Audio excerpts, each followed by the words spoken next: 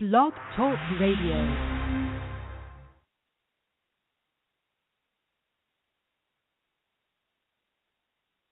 Hi, everyone. Lauren L. here. Thank you so much for tuning in. This is the second broadcast of Lauren L. of the High Desert, so I'm really excited to be here and to share information with you. Before I get into the show, I have some giveaways. For those of you who are interested, I have these discounts available. They are valid until November 1st, 2014, so it's really important that you claim them as soon as possible. I have a 20% discount to Cactus Mart, which is down in Morongo Valley. I'm sure many of you are aware of this location, as well as 20% discount to Unique Garden Center.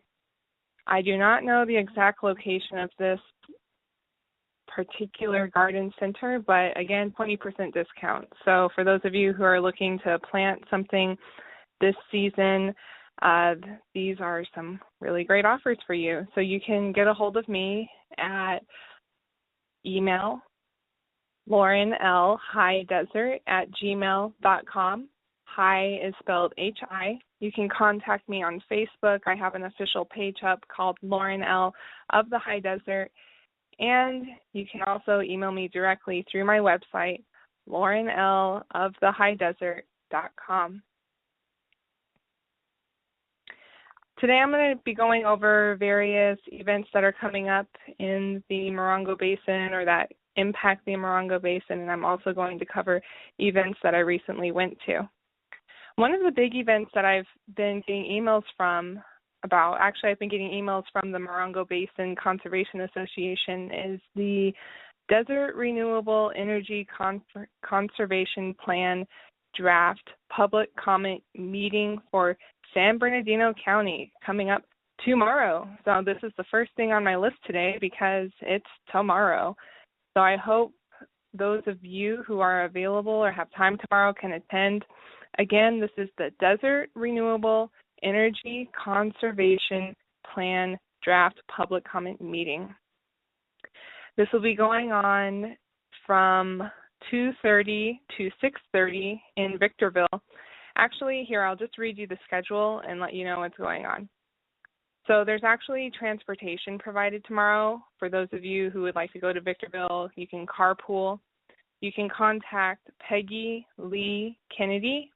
I do not have her phone number on hand, but her email is peggyleekennedy@gmail.com. So that's PEGGYLEE.KENNEDY@gmail.com, and you can set up carpool with them. They are planning to leave at 1 p.m. from Myrtle the Turtle in Joshua Tree. Again, tomorrow. So what's going on is that there's actually a pre-meeting before the public meeting, and so they're going to go to the Comfort Suites in Victorville. This pre-meeting will be 2:30 to 4 p.m., and then the actual public meeting will be 4 to 6:30 p.m. at the Hilton Garden Inn.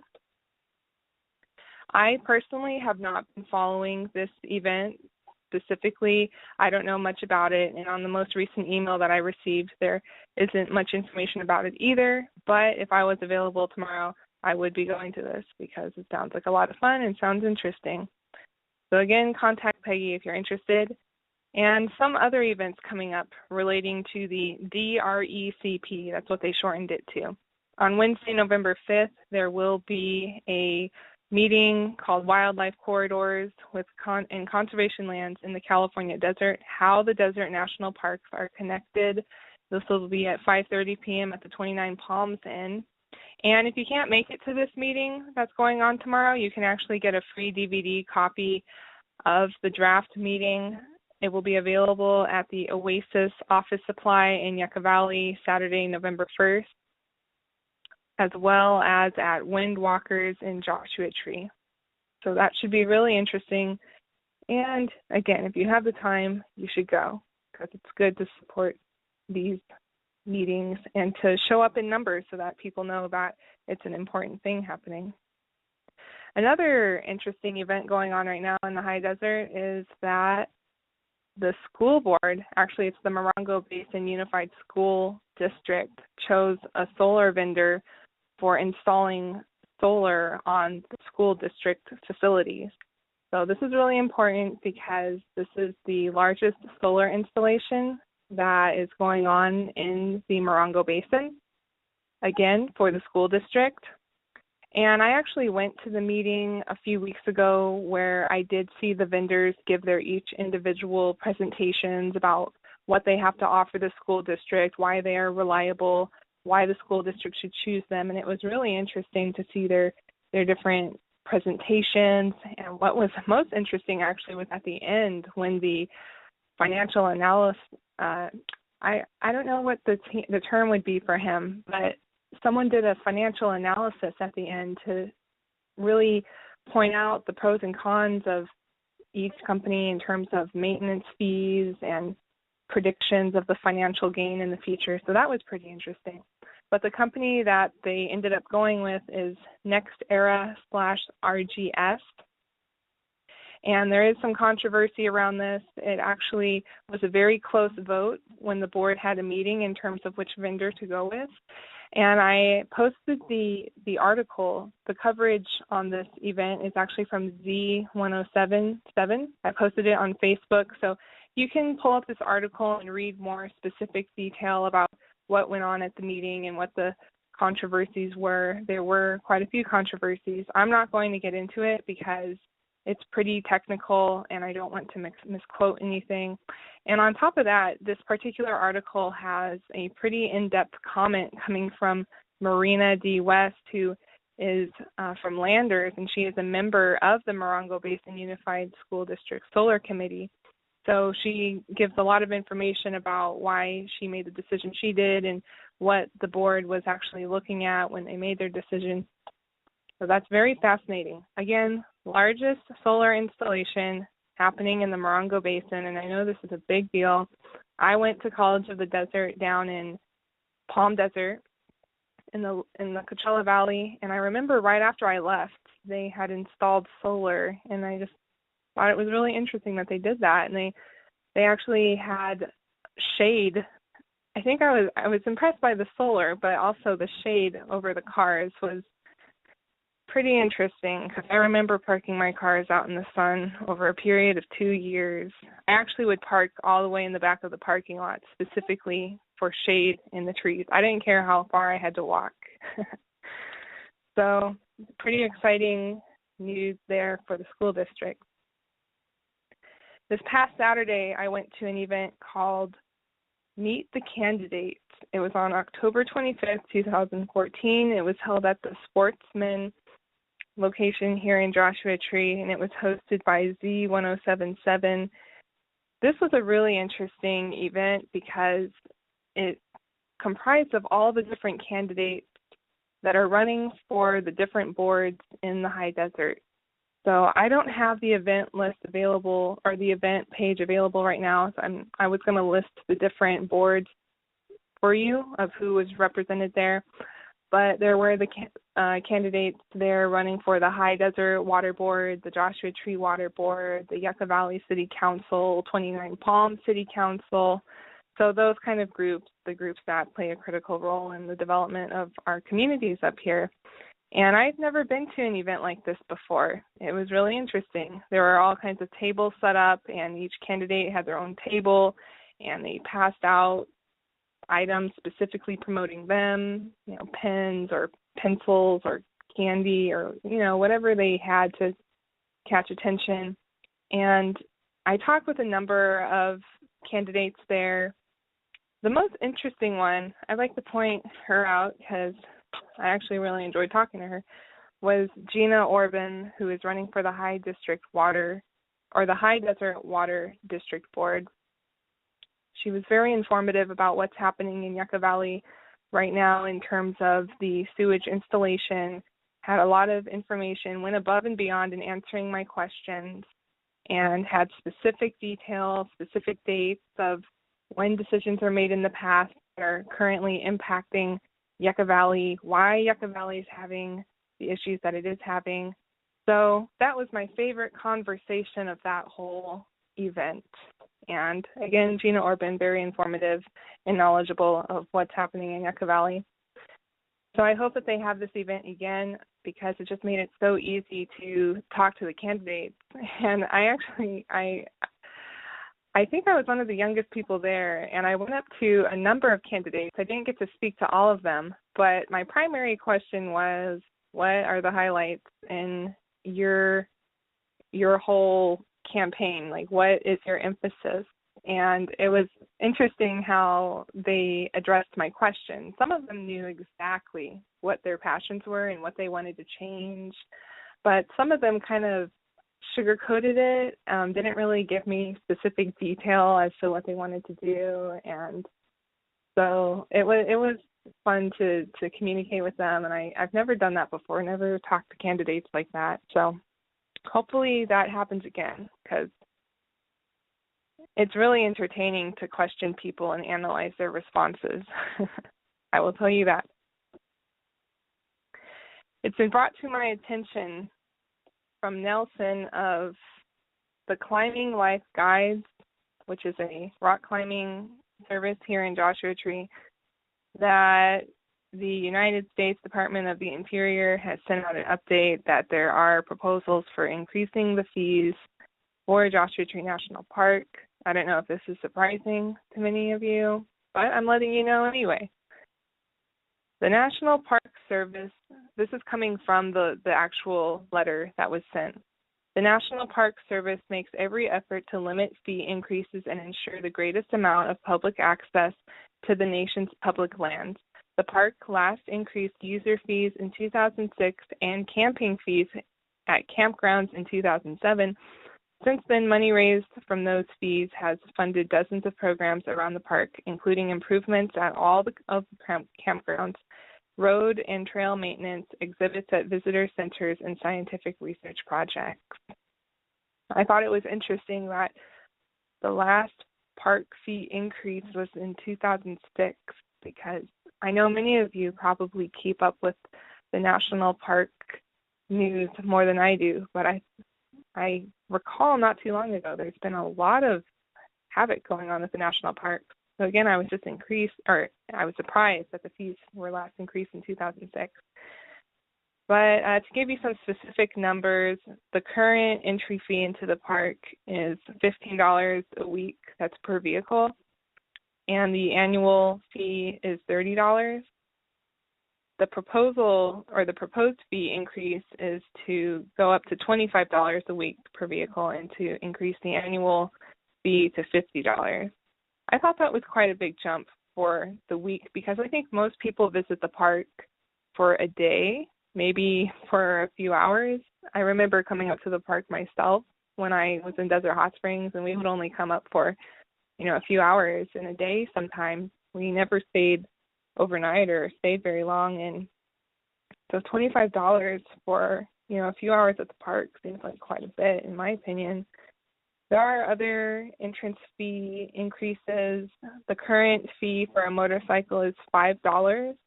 The proposed increase is going to go up to $20. There's also proposed increases for family camping, group camping, Keys Ranch tour, backcountry use fees. The backcountry use fees was no charge, or it's no charge currently, and the proposed fee is $8 at designated high-use campsites when established. So that's what's going on with the national park here in town. You can meet with congressional delegation and notify them of the proposed fee increases and the reasons behind the increases. You can also meet with local, state, and federal officials in the area and inform them of the proposed increases.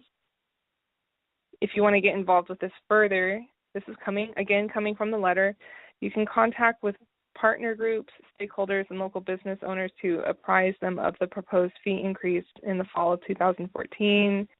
You can mail in letters. If you'd like to see this letter or learn more about it, you can contact me. This is all proposed for January of 2015. Moving on. There is a solar potluck that will be going on in a couple weeks.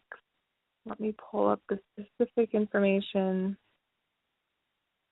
if I have it available. I did have it. Well, there is a solar potluck that will be hosted by Transition Joshua Tree. It's going to be November 8th, and they will be baking food with solar ovens. It should be fun. If you would like to know more about that, go to my Facebook page. Facebook page is Lauren L. of the High Desert. And just covering this really fast, I went to a sugar skull painting that was a painting session that was held by Radio Free Joshua Tree in town this past Saturday, and this was really fun. I encourage all of you to look into Radio Free Joshua Tree if you haven't already been doing so.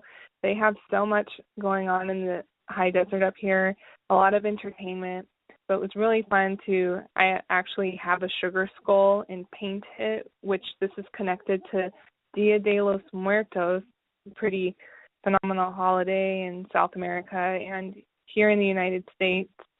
And I was given a skull which was about the size of a baseball, and I was told to paint the skull to represent someone who has passed away in my life, who is a loved one. So this was really interesting. My friend was there, actually. Her name is Christine, and she was really into this. She wanted to make the skull represent her dad. She had brought her photo albums, and she was telling me about her dad and her family and how her dad liked to surf and scuba dive, and it was really touching to me, actually. I originally walked in thinking it was just going to be a bunch of skulls painted like a common traditional Dia de los Muertos theme, but with Christine there and hearing people tell their stories about their loved ones, it was actually a really touching event, and I'm really glad that I went. I made a skull that represented my grandpa Ralph. They are actually hosting, or Radio Free Joshua Tree is hosting an event next weekend that's also connected to Day of the Dead. It's called Songwriters in the Ground at Radio Free Joshua Tree Listening Lounge on Saturday, November 1st at 7 p.m. Bring a song by a favorite late songwriter. Bring a photo and an offering for the altar.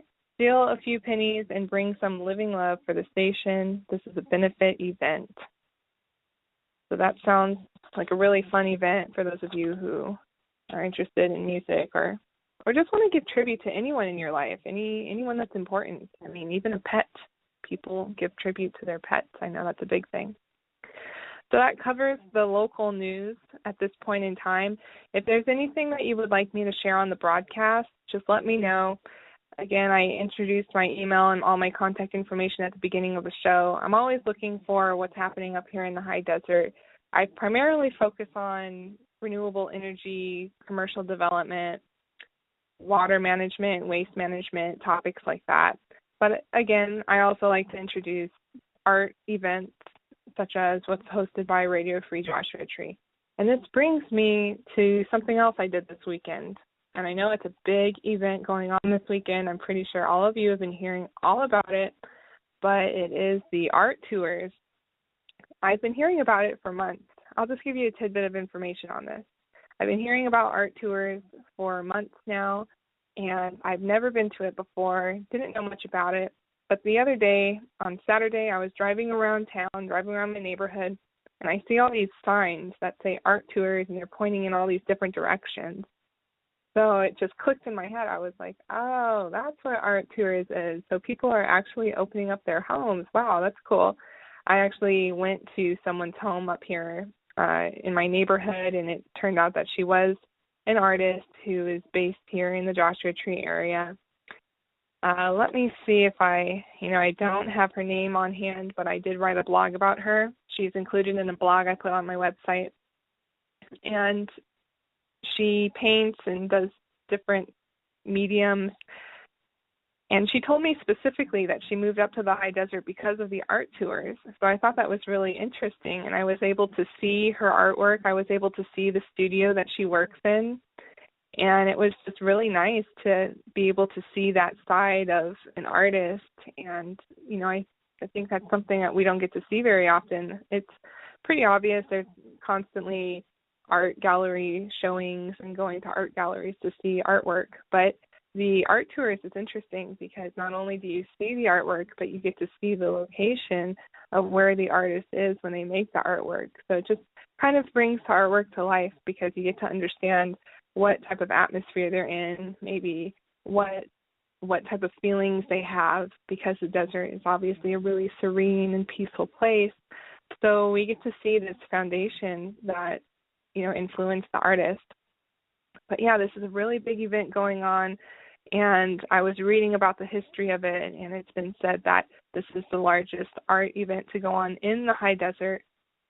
And it went on this weekend, but it's also going on next weekend, November 1st and 2nd. So if you go around town and you go to different locations, you can get your hands on a Highway 62 Open Studio Art Tours book, and it actually includes all the information about the artists that are involved with the event, which this year, this is the 13th year for the event, there are 140 artists involved. So that's a lot of people involved with this event, and it spans all the way from Morongo Valley up here to Joshua Tree, Yucca Valley, out to Landers, 29 Palms. And you just travel and you get to, again, see people's homes and see different types of art, from paintings to sculpture to jewelry, all kinds of things. It's really fascinating. Really great event. I'm going to close with an interesting article I came across that talks about the history of the suburbs. It's actually an article from Curbed.com, which usually puts up information about LA realty. I usually stumble upon Curbed.com on Facebook about celebrity real estate. Some celebrity sold a home here or bought a home, and I get to see what the homes look like. So it's pretty interesting. A pretty interesting website, Curbed.com. But this article was titled 60 Years on Revisiting the First True American Suburb. And I thought, again, this is fascinating to me because I personally have always questioned, and I never took the time to look into it, but where did the suburban lifestyle come from? Why do I go over to Riverside or, different parts of the Inland Empire, and there's just house after house after house that looks relatively the same, has the same yard, same design concept? Where does this come from? So this article says that from 1947, I'll read it to you, from 1947 to 1951, the development firm of Levitt and Sons constructed the massive development of similar Cape Cod-style homes that would become known as Levittown. I don't know if I'm pronouncing this right, but Levittown, New York. It's not America's first suburb. Apparently, the first suburb goes to Brooklyn Heights in New York City. But Levittown was among the first in the wave of homogeneous developments that swept the nation following the Second World War. Built to meet the demand from servicemen returning from the war flush with GI loans, the first batch of 2,000 homes sold out before construction had even commenced, which compelled Levitt to build an additional 4,000, all arranged around serpentine streets to maximize buildable acreage. So this was a really big deal because, again, 2,000 homes were built, but there was just high demand for it. And it actually says here, by 1948, Levitt and Sons were turning out an astounding 30 houses per day. So, wow, people really were into these suburbs and really wanted to have this living, be a new form of American living. But it wasn't fit for all of its future residents. Many of these communities were only available to white residents. Different colored skin was not permitted in these communities. So that was an issue there. In 1949, the developer transitioned to selling rather than renting, and many of the homes were sold as new, quote-unquote, ranches for about $8,000 a piece. So that was the history of suburban lifestyle, and that makes sense. If, a lot of people are coming back from World War II and, they want to have a home available to them right away, then Levitt and Sons was able to provide it for them. But as time went on, people obviously did change their homes a bit. It's not like people bought the home and then it's the same as every other home forever. People have added on to the homes. They've done alterations. They added second floors. So in this article, they actually show different homes and how they've been transformed. And now it's pointed out that many of the homes in these suburbs are actually unique because of the changes that people have made to them. But there are some homes that are untouched. They've never been changed. It's like they're exactly the same as when they were built in the late 40s. So this is really interesting to see. So there's some information for you. The history of the suburban lifestyle, where it came from. If any of you have more information on that, then please share it with me, because I love history of housing. I love learning about the homesteads out here in the desert and learning about how people obtained homes, how they built homes, and the types of lifestyles that people had, comparing from the suburban lifestyle to the more rural lifestyle. To me, it's one of the most fascinating topics and relates a lot to my broadcast and the themes that I talk about here. So I'm closing up the show now. Thank you so much for tuning in. Again, if you have any information to share with me, please let me know. If it's events, if it's something going on here in town, I'm always excited to hear from you. And again, you can add me on Facebook or follow my page, Grow. I keep saying Grow because my business actually is growwithlaurenl.com. I'm accustomed to telling people about Grow with Lauren L. But now I have this project, Lauren L. of the High Desert. I am on Facebook. And if you go to my Facebook, which you should go to Facebook, because I actually update Facebook more frequently than anything else. I update it probably a couple times a day. I'm always posting the events on there. So check into my Facebook as often as you can. Set it up so that you get notifications, because I'm kind of the hub for a lot of different groups. If I find something that's appealing that relates to the show here, then I share it, whether it's from the Morongo Basin Conservation Association or the Yucca Mesa Association or the Joshua Tree Community Center, or whatever it is. All right, thank you so much for tuning in. I hope all of you have a great week and enjoy yourselves. Thanks a lot.